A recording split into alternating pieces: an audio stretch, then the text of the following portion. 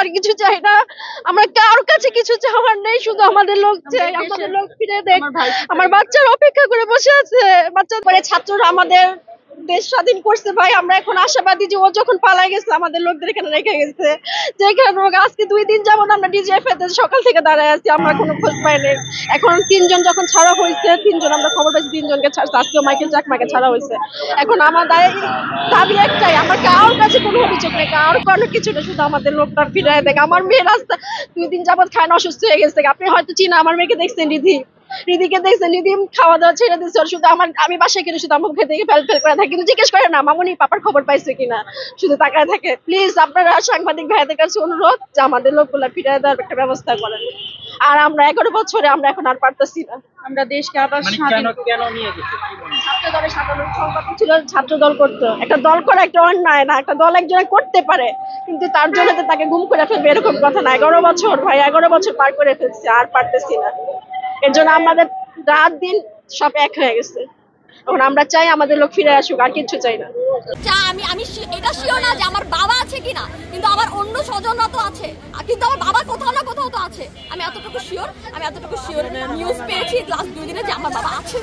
এই জন্য আমি একটা দরজা থেকে আরেকটা দরজা আমার চাষিদের নিয়ে, ফুপিদের নিয়ে, যারা যারা আছে সবাইকে নিয়ে দৌড়াদৌড়ি। এখন ভিতরে আসলে কেউ গেছে আপনাদের? আমার ফুপি গিয়েছে, মানে ওনারা এলাও করেছে 2 জনকে। তো এখন বলা যাচ্ছে না আসলে, মানে আমরা না আসা পর্যন্ত আমি বলতে পারছি না।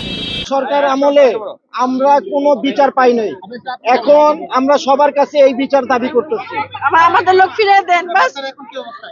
বাচ্চা খায় না, আজকে 2-3 মেয়ে খায় না, মেয়ে অসুস্থ হয়ে যাইতেছে, কথা বলে না কেউ সাথে। শুধু আমি গেলে শুধু আমার মুখের দিকে তাকায় থাকে 2 দিন যাবত। না, আমরা কিছু কোনো খোঁজ পাই নাই। আমরা শুধু আপনাদের কাছে অনুরোধ, আপনারা আমাদের একটু সাহায্য করেন। 11 বছর আগে আসছে, এখান থেকে কেটে দিচ্ছে, এখানে আগে আসছে এবং যখন গঠন হয়েছে তখন আমরা সেখানে অ্যাপ্লিকেশন জমা দিয়ে গেছিলাম। তখন আমরা দিয়েছি। বিএনপির ছাত্র দলের সাথে জড়িত ছিল, ওয়ার্ড সভাপতি ছিল। এখন কত বছর হলো? 11 বছর। ঠিক 13 সালের 28 নভেম্বর। নতুন করে আবার আসা যাচ্ছে কেন? নতুন করে আসা যাচ্ছে কারণ তখন আমরা বুঝতে পেরেছি যে এটা রাজনৈতিক ভাবে ওদেরকে গুম করা হয়েছিল। এখন যেহেতু হাসিনা সরকার নেই, সেহেতু আমি সেজন্যই আসছি যে আজকে ওর খোঁজ অবশ্যই আমি পাবো।